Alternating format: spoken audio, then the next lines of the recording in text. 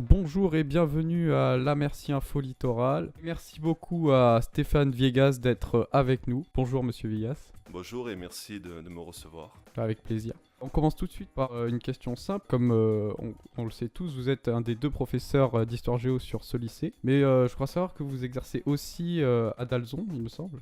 Oui, c'est ça, oui. Collège. J'exerce au collège d'Alzon, le Gros-du-Roi. Et ça vous fait pas trop de travail en plus pour vous? Et ça me fait pas mal de travail, certes. Je travaille sur deux établissements. D'une part, le lycée, qui intellectuellement, je préfère travailler au lycée, puisque c'est beaucoup plus riche. J'aime beaucoup les élèves du lycée, j'aime beaucoup leur maturité par rapport à ce que je dois enseigner. Je dirais qu'au collège, je fais des cours plus vulgarisés, plus édulcorés, mais j'adore le collège parce que je fais autre chose, je suis presque quelqu'un d'autre. Je suis plus peut-être un éducateur. Et puis j'aime beaucoup l'ambiance d'Alzon, il y a une ambiance familiale, il y a une chaleur humaine extraordinaire. Et je dirais que c'est pour moi dans ma vie ces deux établissements complémentaires. Ça me donne beaucoup de travail, mais j'arrive à donner un sens à ce travail et à le surmonter. Donc vous avez finalement une double personnalité en fonction de l'établissement. Je suis pas schizophrène, je pense pas Non, avoir oui. double personnalité, mais je dirais que je suis pas forcément pareil. Vous n'avez pas une préférence J'aime autant l'un que l'autre, mais de manière très différente. Depuis combien de temps exactement exercez-vous à la Merci Littoral ou à Dalzon? Alors j'exerce à la Merci Littoral depuis septembre 2008 et à Dalzon, j'y suis rentré en septembre 99 à Dalzon-Nîmes. J'ai travaillé 9 ans à Dalzon-Nîmes avant d'être parachuté au Gros-du-Roi à mi-temps avec Nîmes à partir de 2006. Puis j'ai quitté pleinement Nîmes en 2008. Donc vous êtes professeur d'histoire géo depuis combien de temps Alors, finalement? depuis la fin des années 90, j'ai oui. commencé à mettre un pied à l'étrier en 1997 et à réellement y rentrer en 1999. Vous avez toujours voulu faire professeur d'histoire géo?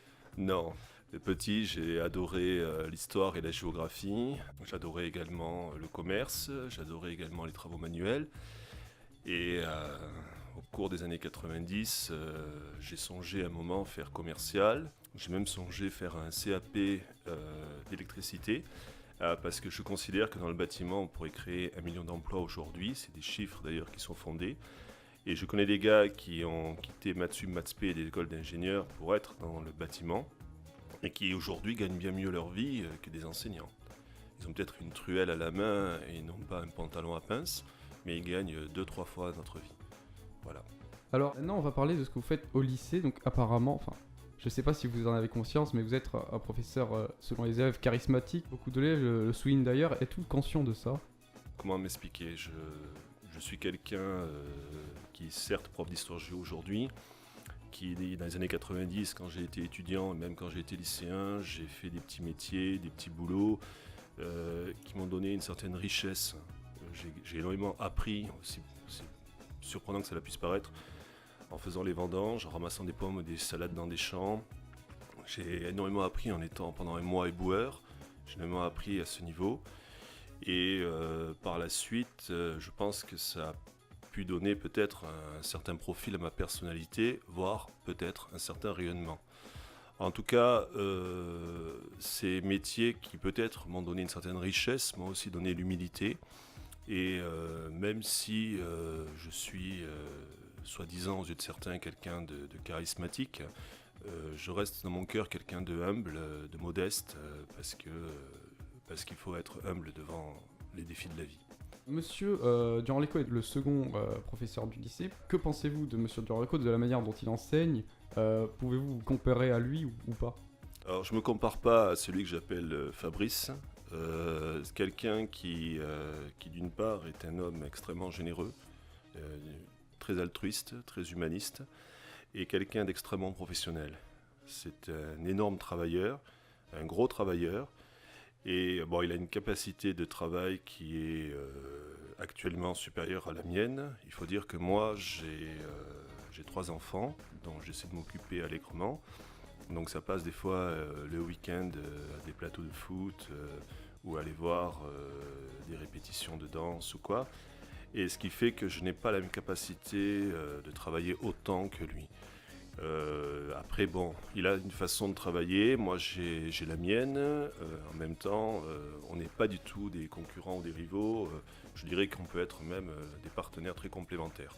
En tout cas, humainement parlant, on s'entend très bien. Vous avez une manière de parler qui est assez spécifique à vous. Faites-vous du chant ou une activité du théâtre par exemple? Non, nullement. Vous n'en avez jamais fait? Non, j'en ai jamais fait. J'en ai jamais fait, même si il y a deux choses qui m'ont marqué. D'abord, mon père, pied noir du Maroc, qui depuis tout petit m'a marqué par le sens des contes. Il avait une façon de raconter des histoires, même les plus banales, qui me séduisait, et j'ai beaucoup pris de lui. C'est cet esprit un peu particulier qu'il y avait dans ce monde du pied noir. La deuxième chose qui m'a marqué, j'ai fait un peu de technesthésie. Je vais expliquer ce que c'est à Montpellier. La technesthésie est une technique pour maîtriser l'art de la voix et du corps. Il y a des profs qui étaient à l'école normale de Montpellier qui nous ont donné des cours. Ils donnaient aussi des cours à des comédiens comme Fabrice Lucchini, qui est souvent venu faire des stages à Montpellier dans cette école. Et j'ai essayé donc de travailler ça.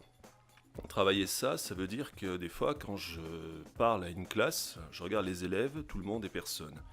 Et des fois, selon ce que l'on va faire, on peut regarder un point au lointain, c'est une technique de théâtre, de manière à pouvoir regarder tout le monde et personne, et ainsi avoir un certain regard sur l'auditoire. Et donc en restant dans les activités, pratiquez-vous une activité en dehors du lycée? Oui. Bon, j'aime beaucoup le sport, j'ai pas mal fait de rugby, j'ai pas mal fait de judo, jiu-jitsu. Depuis plusieurs années maintenant, je fais du Krav Maga. Et l'une de mes activités que j'adorais et que je peux moins faire maintenant, c'est la course à pied.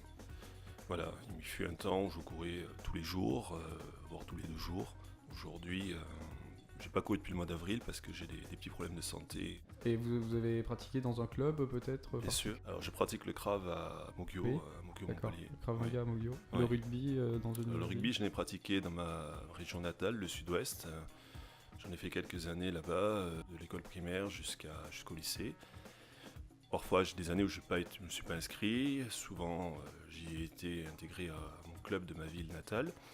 Et c'est un sport qui m'a énormément appris sur l'esprit collectif, sur l'humilité, parce qu'on tombe toujours sur plus fort que soi, sur aussi le contact, tout ça, qui fait que j'ai énormément appris. Ce sont toutes ces caractéristiques qui font de vous ce que vous êtes aujourd'hui. Merci beaucoup, monsieur Merci beaucoup à Viegas, vous. d'avoir Merci. participé à cette interview.